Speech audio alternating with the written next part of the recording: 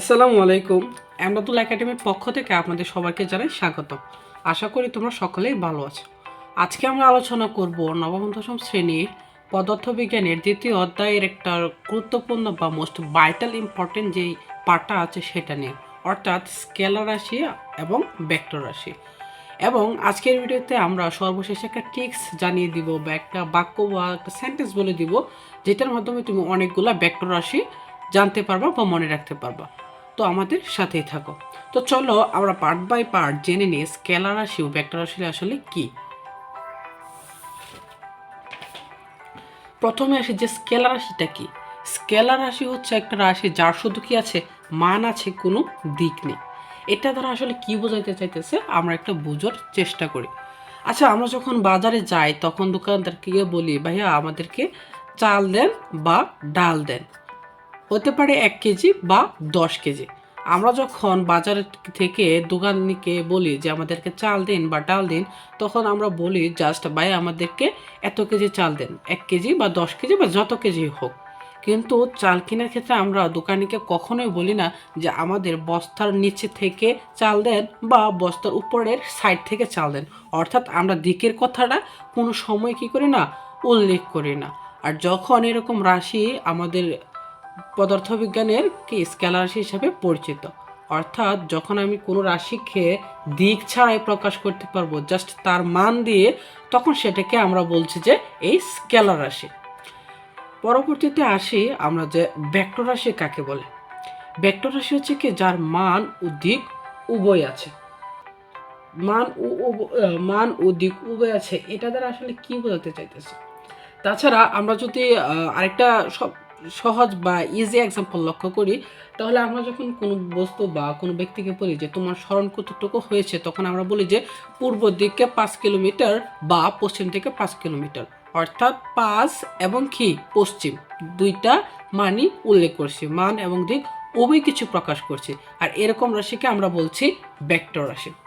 তো আমি এখন তোমাদেরকে একটা সহজ লাইন বা বাক্য বলে দিব, যেটার মাধ্যমে তোমরা অনেকগুলো ভেক্টর রাশি সহজে মনে রাখতে পারবা।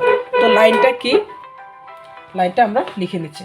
লাইনটা হচ্ছে এরকম যে ববে সপ্রিয়তম বাসে টুনির প্রেমী। আমি লাইনটা তোমাদেরকে লিখে দিচ্ছি।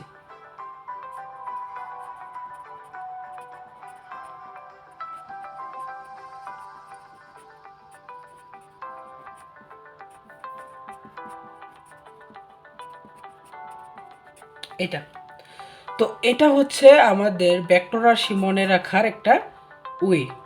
তো এই লাইনটাতে আসলে কি বোঝাতে চাইতেছে সেটা আমরা বোঝার চেষ্টা করি। এই যে প্রথমে ব আছে, এই ব দ্বারা বোঝাচ্ছে ভরবেগ,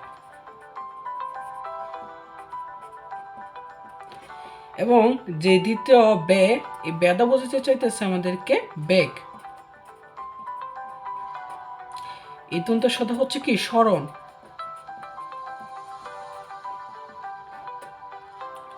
পরবর্তীতে আছে বল দেওয়া হচ্ছে বল।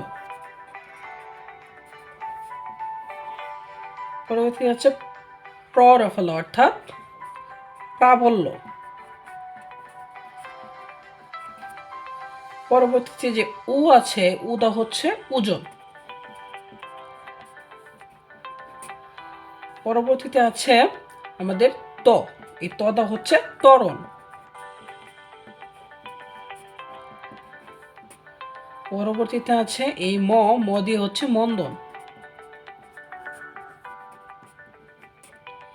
এবং পরবর্তীতে এই যে বা আছে, বাধা হচ্ছে কি ভ্রামক।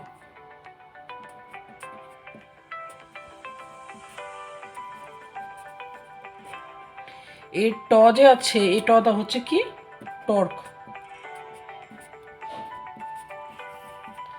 এবং এই যে পরফলতা আছে, সেটা তো হচ্ছে কি পৃষ্ঠটান।